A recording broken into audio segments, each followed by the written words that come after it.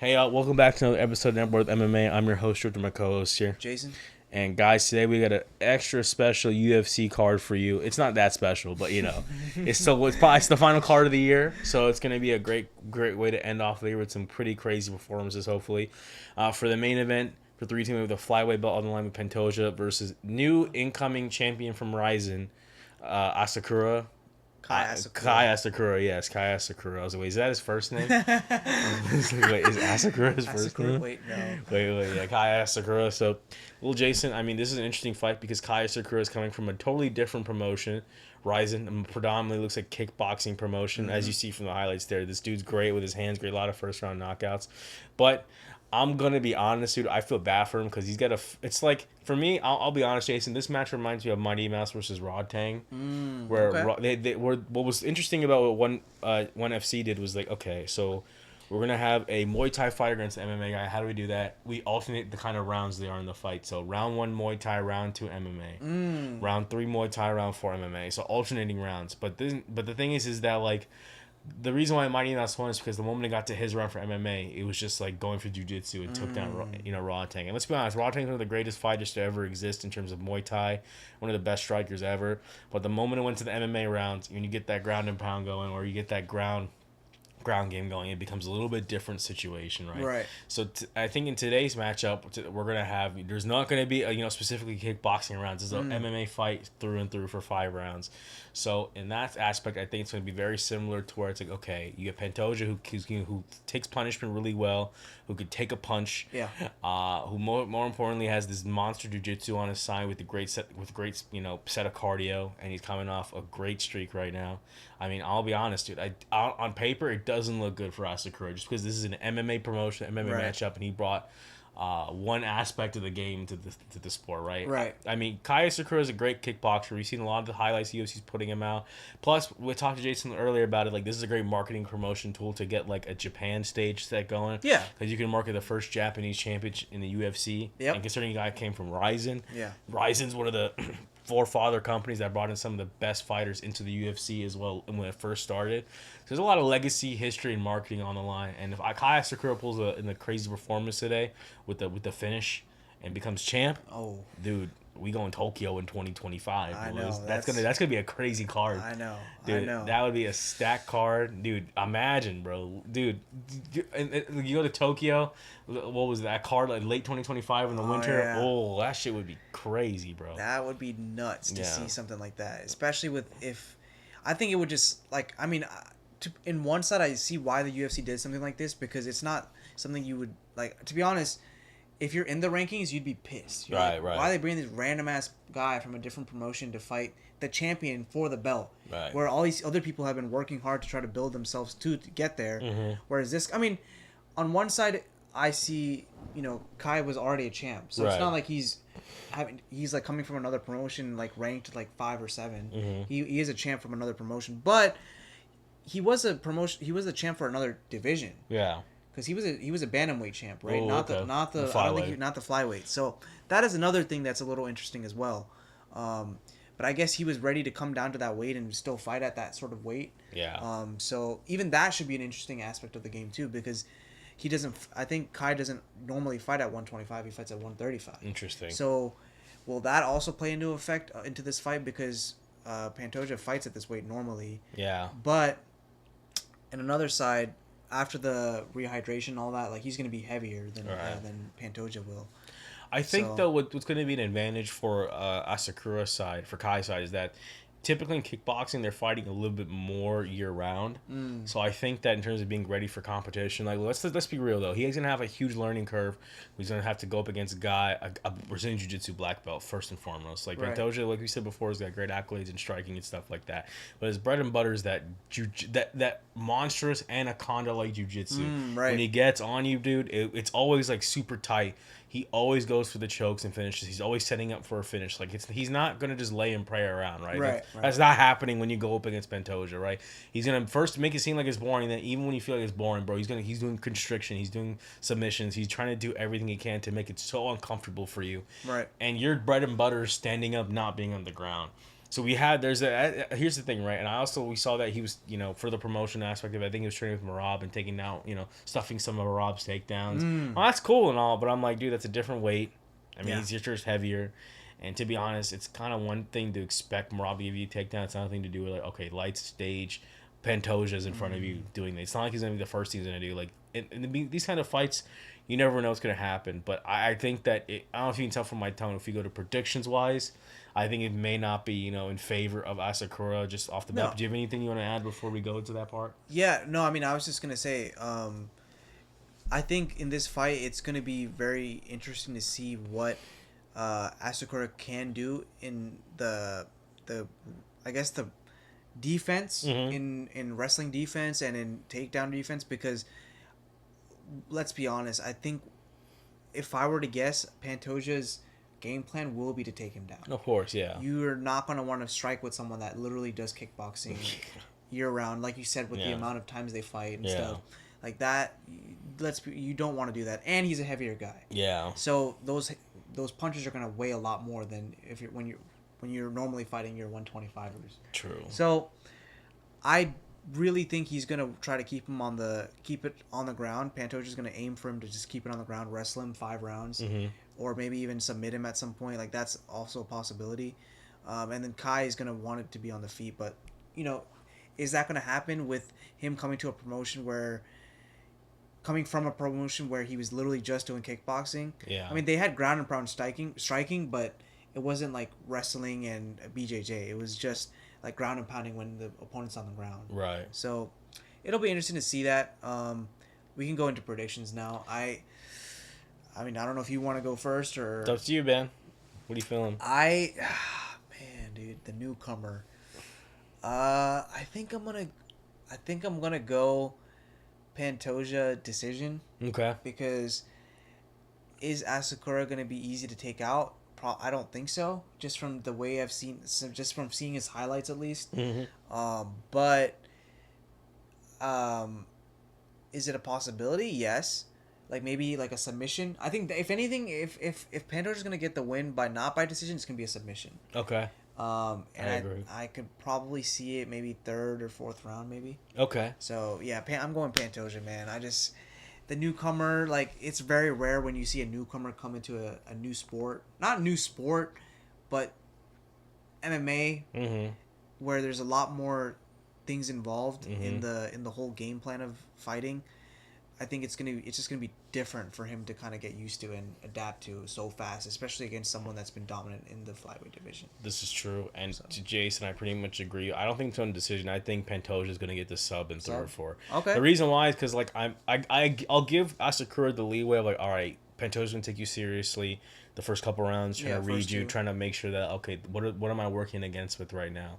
But to be honest, like that normally approach works against most MMA fighters. Like Asakura, he's quick, he's got that striking, but the thing is that the moment Pantoja gets past the avoid, is able to grab you, like it's a whole different world. Like you have to know a whole separate system of martial arts just to defeat someone like that, right? How are you gonna go up against a Gableger? How are you gonna separate his hands when he gets your back? Once he has your back, are you even? Because the moment Pantoja gets your back, he's always hopping on, ready to backpack you and constrict you for the submission. And the moment that happens one time, that's all he needs. It's like one time and it's over, right? Yeah. Like he's like the Aljo backpack of his division, but Aljo will backpack you just to like weigh you down and tire you out. Aljo's like, no, Aljo, I'm sorry. Yeah. Pantoja's like, no, I'm submitting you. This is every intent I have is for the finish, which honestly, you got to respect that for the flyweight division, of that mentality, because these are fast, and so they have that kind of lightweight. They're very lightweight. The lightweight plus like that blood in the water type mentality that Pantoja has. Like like he's not wasting time with those kinds of things unless he's like really, really hurt in the fight, right?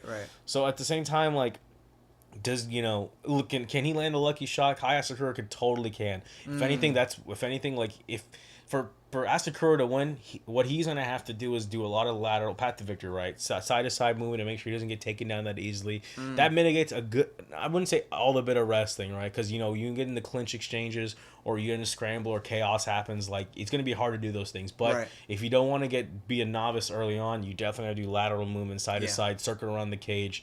don't again like because if you're a guy who's going to take center stage in the octagon, squaring up your stance, boom, that's a double leg blasted right there.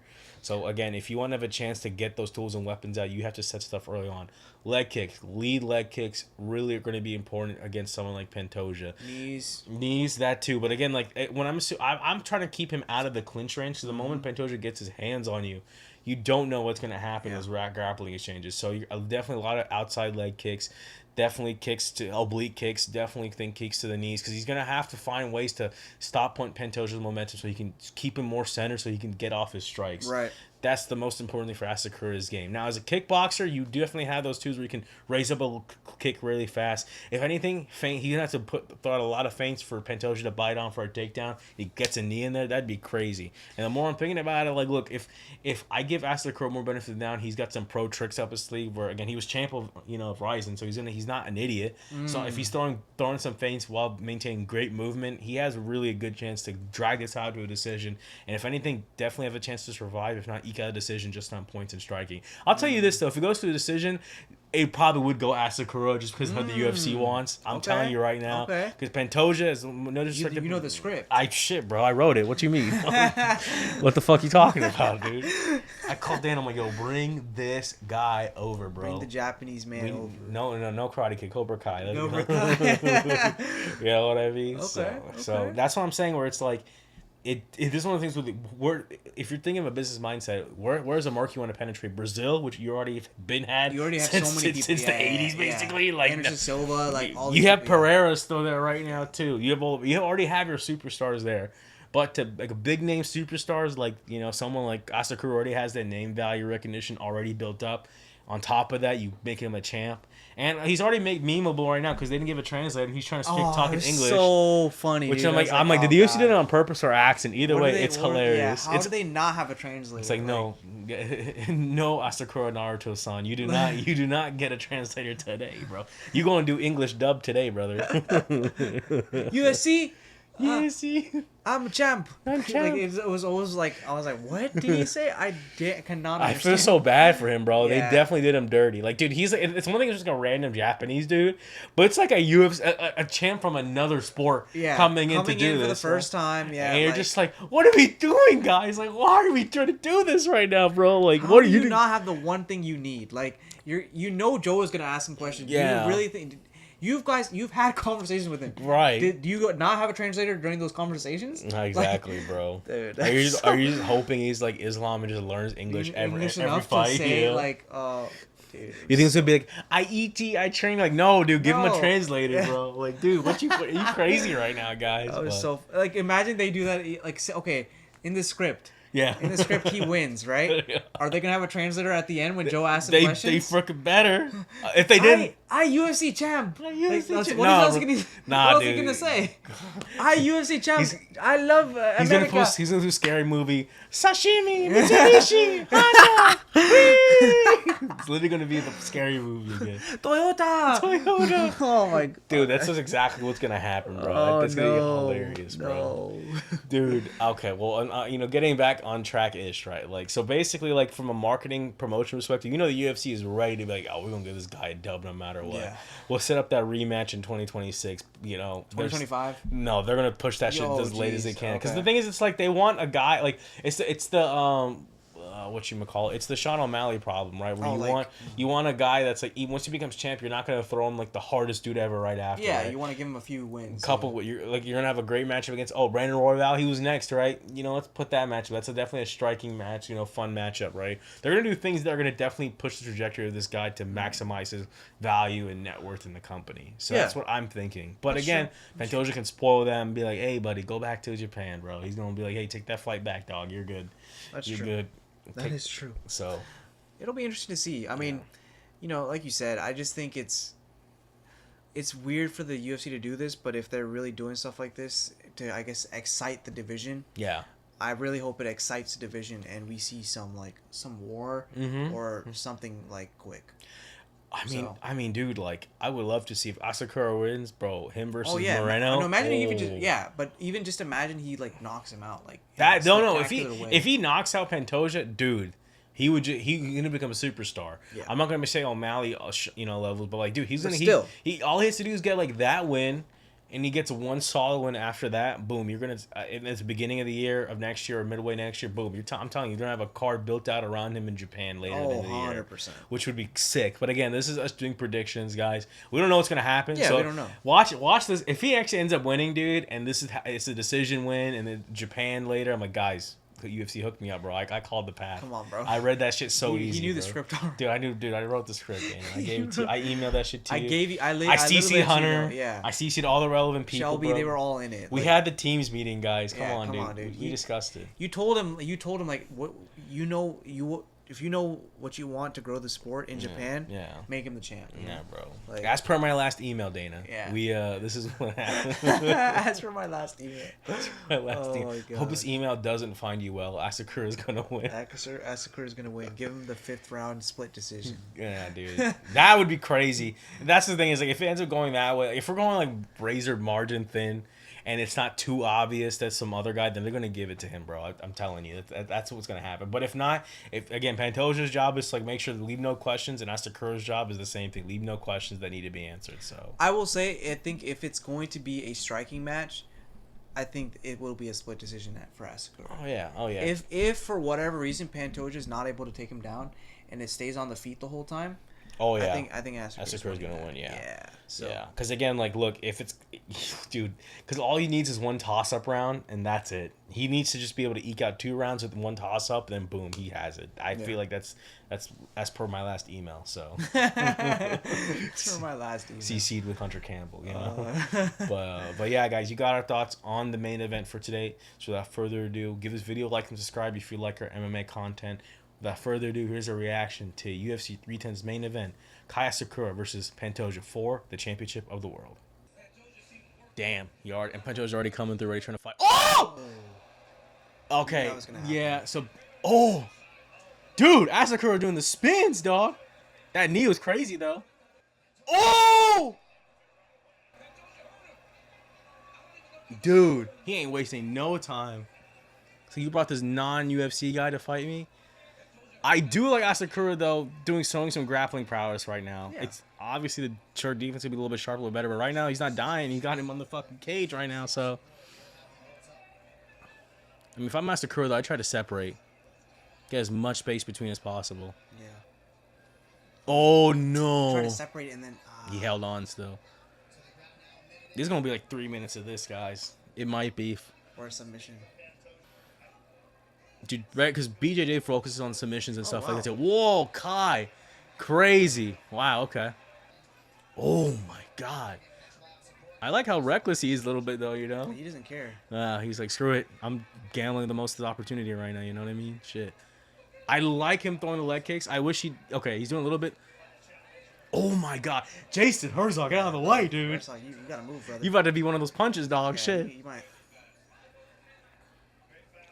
See, if you're Kai, you're doing shots to the body because you might risk getting taken down. Leg kicks. Oh, he did anyway. Shit. Oh, dude, he ate that clean. Honestly, this is definitely wasn't what I was expecting. Yeah, that's what I'm saying. It is a different challenge. Yeah. Oh, dude. The knee, bro. Dude, he springs those forward, bro. Yeah. So, but Pantoja, he don't look like he's weathering down anytime soon, so. Oh. Damn, bro. See, if you're Kai, you shouldn't be going your back against the cage like that.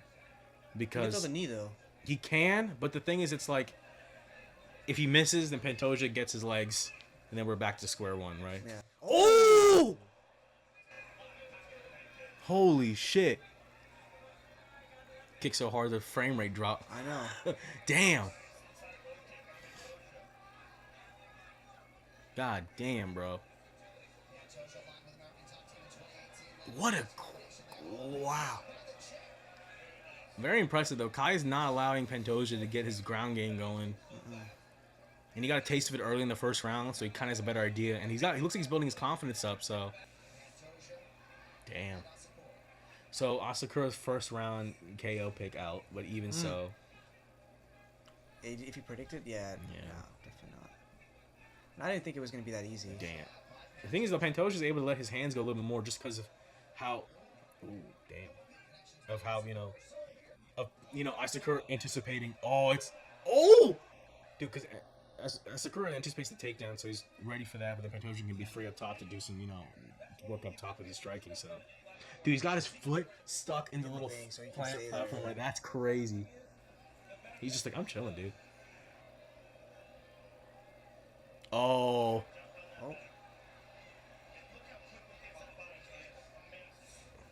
Ooh. We're in the danger zone. I know. 7. Damn. Yeah. Damn, bro. But we might make it an 8th. Oh, there it is. Here comes 8. That's over. I can't see. Oh my god. Yeah, there it is. Oh!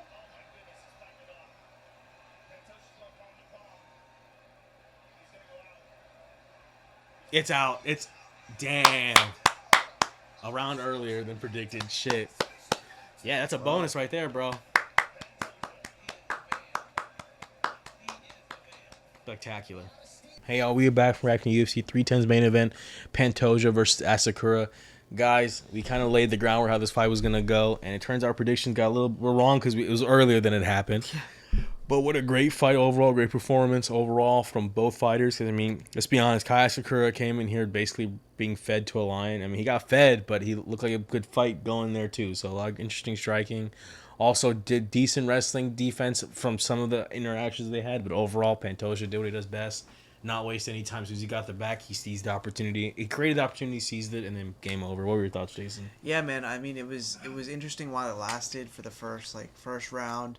Definitely a lot of good striking exchanges on both sides, but even in those striking exchanges, I think Pantoja was having some of the better moments because he was landing some of the more crisp shots, I think. Right. But Kai also showed what he can do and just his mixed level of striking and the mixing up of the different strikes from his knees to the leg kicks, or the head kicks, and then the striking as well. And it was definitely cool to see, but Pantoja just showed like there are levels to this, and when it comes to this level of the UFC, it's a different mind game, man. And they really proved. I mean, Pantoja just really proved like, dude, he's dominant. Yeah. Ain't no one out here that's really going to be able to break him. But at the same time, I think Kai did a good job, and I can see why he could be in the UFC. But if he is going to still be in the UFC, I think he's going to really need to focus on wrestling defense and just being able to wrestle more and those sort of things. I mean, his next 2 or 3 opponents should be just striking based so they can show his, build up his highlight. And then in the background, you got to be training every day to wrestle, grappling, jiu-jitsu, the whole 9 yards. So.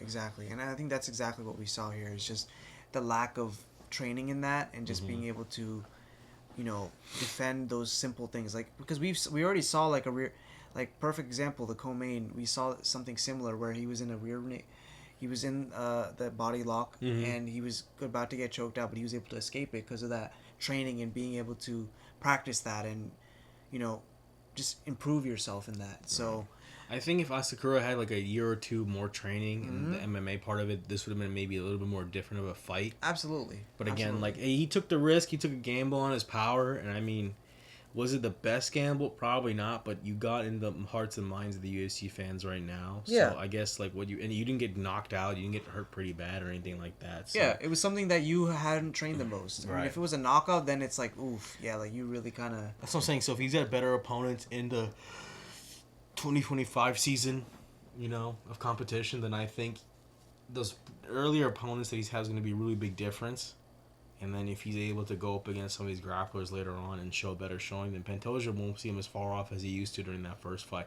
Plus, he got to fight a champion, the active current UFC champ, right, as his first fight in the UFC. Like, no one else gets a really good opportunity like that. So you got now a good litmus test of what the barrier of entry is. Right. Like, you got a good sense, like, okay, this is what it takes, this level of grappling defense I need.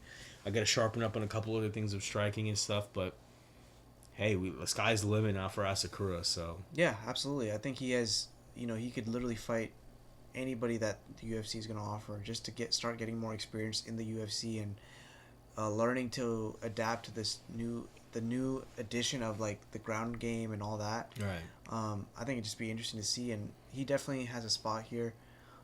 It'll be interesting to see where they're going to put him in the rankings. Are they just going to not give him a rank because he didn't beat the champion, or are they just gonna? That's a good question. You know, that'll be interesting to see what they do with that. But overall, kind of expected. I mean, I think the fight went kind of exactly how we were expecting it to go. Right. Just like you said, just a little earlier than we thought. But man, great fight. Excited to see what happens with Pantoja and if they can get the Demetrius fight to happen, because that would be insane. Right. Yeah, we can transition to what's next then, because the Demetrius Johnson fight would be spectacular. Do you mind pulling up the rankings? Yeah. Because, dude, Demetrius Johnson is probably one of the greatest fighters to ever exist. So if they get somehow to bring him back to the UFC, in spite of all the history and shit that happened between, him and the organization, and they bring him in to do something crazy like this, as soon as he comes in, boom, give him a title shot. I mean, he deserves it. He's one of the pioneers for the UFC to begin with, especially this division. Right. Like, he was winning the division when it was about to get taken away, you know what I mean? So, yeah, that definitely is going to be, that would be a spectacular fight, for sure. Do you have the rankings up? Not yet. But, yeah, man, that would definitely be a solid fight for sure. And then if not, you don't want to have DJ come off the bat, fight him against Asakura just to show again, if you want some holy shit, fucking crazy moments, Demetrius Johnson has brought to the UFC. So, internet bad? Yeah. I'm just gonna have to pull it from here.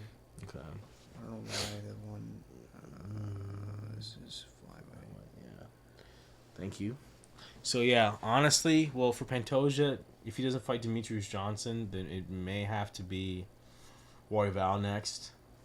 Yeah, I mean, he's already fought him twice, but yeah. Yeah, I mean, Brandon Moreno, they've fought 2 times already, so it's I don't think Moreno. Here's the thing: what sucks in Moreno's position is that he's number 2.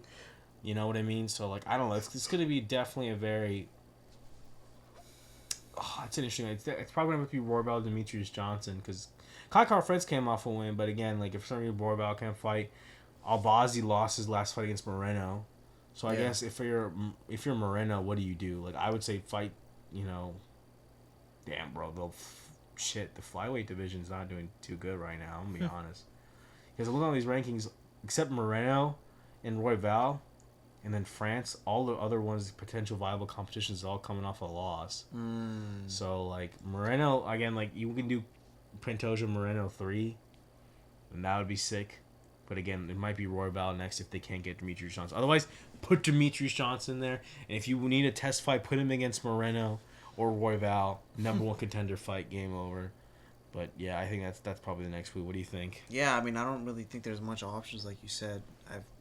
To be honest, if they want to keep this bantamweight, the flyweight division going, I would say try to go for Demetrius Johnson to come back and have another fight with him. Agree. And Pantoja, or like you said, maybe Royval do that again, or even Moreno. You don't really have much options because the rest of the competition is just not up there. Yeah. Up there, yeah. So it's a little weird because this one's different. Usually we have a lot of options, but this one it's very small amount of options for Pantoja to fight. Right. Just because of how dominant he is, really. So. Which speaks to how good he is. So at that point, we might need to start. If Pantoja doesn't get the Demetrius Johnson fight and he beats probably Royval next, or Moreno, then dude, go up. Yeah, just go up. Just go up. You've if done. You want a challenge, yeah. Yeah, and the UFC can't really deny him that because he's been a monster on some of these cards. So. Yeah, exactly. Can't really blame him for that. So, Jason, do you have any more final thoughts on this card? No, man. Guys, leave the video, like, and subscribe. What were your thoughts on this fight overall? Did you have Asakura winning at all? Sucks for you guys. To be fair, I've been excited to see if that happened, but, I think the data and past experience fights have really showed. And it's funny, he calls it Demetrius Johnson because this basically, Demetrius Johnson is the same thing that Raw Tang that Pantoja did to Asakura. So, at least, if anything, that DJ fight is definitely something I'm excited for. Let us know your thoughts if you want to see Pantoja fight DJ, Brandon Moreno again, or Royval again, because again it's either rematches or getting Demetrius Johnson or going up. So guys, give us your thoughts below. If you like, subscribe. Thank you guys for watching. I'm your host, and my co-host here, Jason. Y'all have a good one, and thank you guys for watching us Never Bored with MMA throughout 2024. 2025 is gonna be just as exciting. I can't wait to show you guys some epic fights then. So thank you guys for watching. I'm your host, George. Once Jason. again, y'all have a good one. Peace.